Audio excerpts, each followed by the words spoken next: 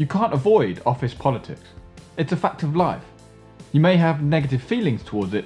You may even think you're taking the high road by ignoring it. But in fact, your lack of attention to what's happening in the workplace can be extremely dangerous, especially if you are ambitious.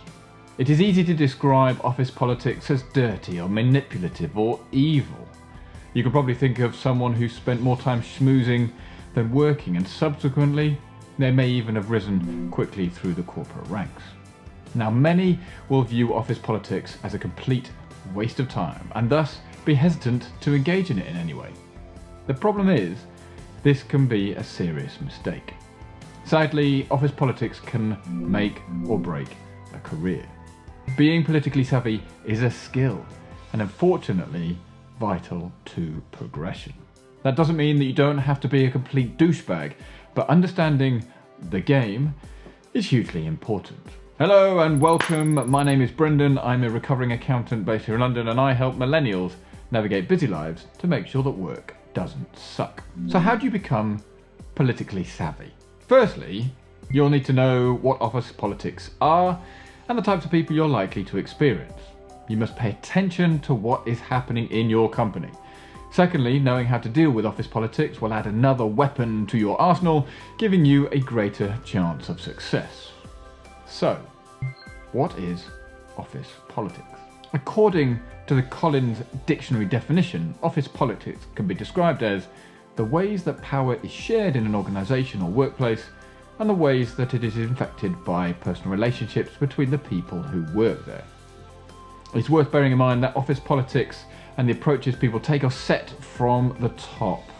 Unfortunately, that means that if you're further down your career ladder, there is limited options to take. But don't let that put you off, because having experienced office politics considerably over the best part of a 20-year career, I want to pass on what I look for so that you can be much more aware of what's going on in your company environment. So with that, let's dive in. Okay, so what are the types of characters that you are likely to experience or use office politics to their advantage?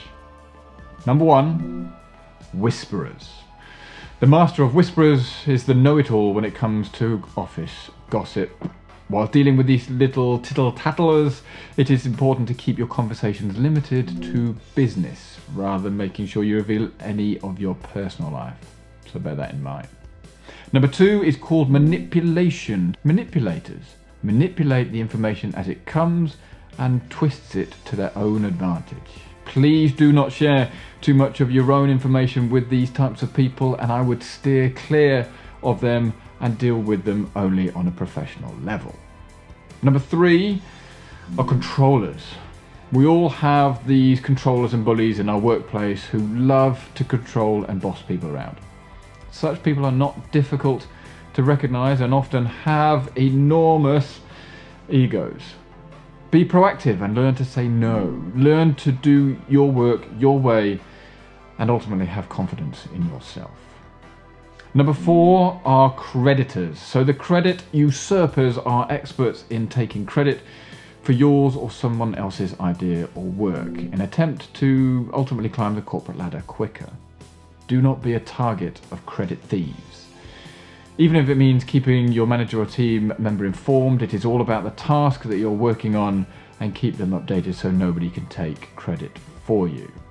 Number five are sycophants. People who love sucking up to their bosses, flattering them and even going the extra way to become maybe PAs to their bosses' families. They may not even affect you. Keep up your good work and let your results speak for themselves. Number six is all around the advisors. The management confidants in the service are endeared by such advisors and turn them into their own advice. The advisors may yield a lot of influence as they are often the eyes and ears of management. Just be aware of them and work to develop a good rapport with them, but staying in their good books is always going to be beneficial for you, at least in the long term. Now, number seven are called donators. Now, such people are quite easy to spot. These are really good at seeking help and advice from others without actually giving anything back in return. Stop helping them in the first place and be clear about your expectations as well. So if you do choose to help them, you know exactly what you're signing up for. Number 8 are delegators. Can you please just do this thing for me? Thank you. Such people exist in workplaces and tend to believe that delegation yields the power, as the people who assign the work are bosses and those who execute are the subordinates. I'm sure we can all think of examples of that. Saying no politely will ensure giving them clear messages that cannot be misinterpreted or bossed around. So if they are the types of people that you need to look out for, how do you deal with office politics? Well, that is a good question. So what can you do? Now, my initial reaction would be to avoid it completely, although this is easier said than done. In fact, it could be quite detrimental to your career, as you may well be excluded from groups and discussions. Yes, you may be taking the high proverbial road, but there is a chance you're going to miss out by doing so. Therefore, if you are going to engage in office politics, then dealing effectively with office politics is to accept it in the first place. Yeah, you need to accept it.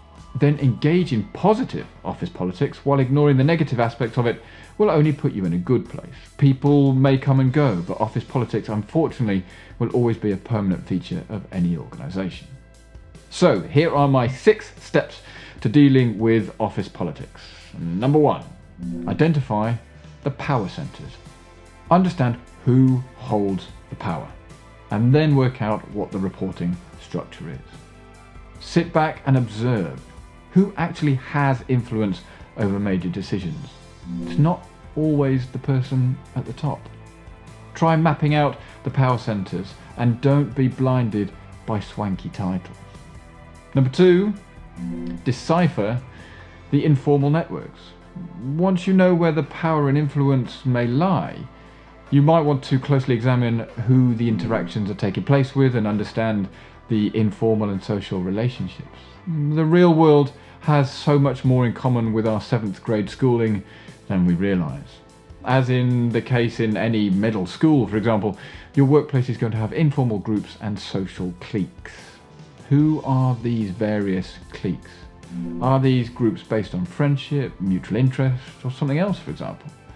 Which are the powerful groups and which are the powerless ones? You need to find that out quickly.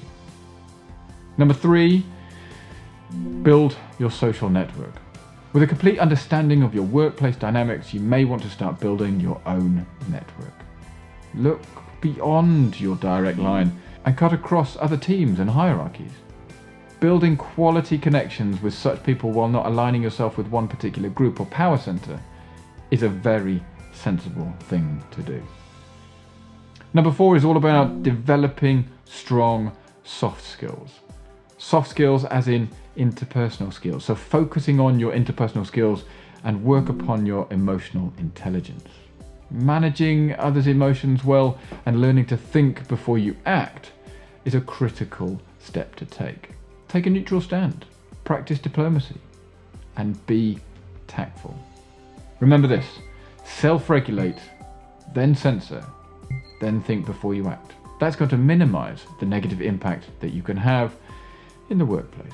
Number 5 is about keeping friends close, but enemies closer. So you want to get the manipulators and the gossip mongers close to you while maintaining that fine balancing act of keeping the right distance. Be courteous to them. Understand their behaviours and goals so that you are prepared to counter the effects of their negative politics. Just make sure you guard yourself against such people whilst maintaining a cordial relationship. Along with that, avoid spreading rumours and unsubstantiated gossip. Office politics are a dirty game. Please don't become embroiled in it. Number 6 is all around neutralising negative politics. Don't fuel the fire. You will be much better off working towards spreading positivity in the workplace by remaining professional. Don't take sides. Act as a barrier to rumours and resolve conflicts amicably and constructively. In the end, keeping organisational objectives in mind rather than satisfying one's own selfish motives will create a win-win situation for all.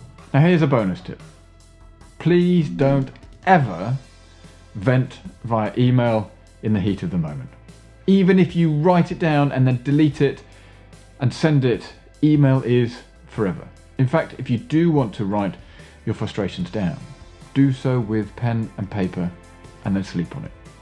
Having a good night's sleep will allow you to reconsider and come at the problem fresh in the morning. By writing it down, you can also scrunch it up and throw it in the bin. Because if you do email someone in the heat of the moment, it cannot be taken back and may set off a sequence of events that could put you in some very hot water. Avoiding and dealing with office politics is hard, and unfortunately it will infiltrate every company. Trying to avoid it is the obvious answer, but I've learned the hard way that it isn't always possible.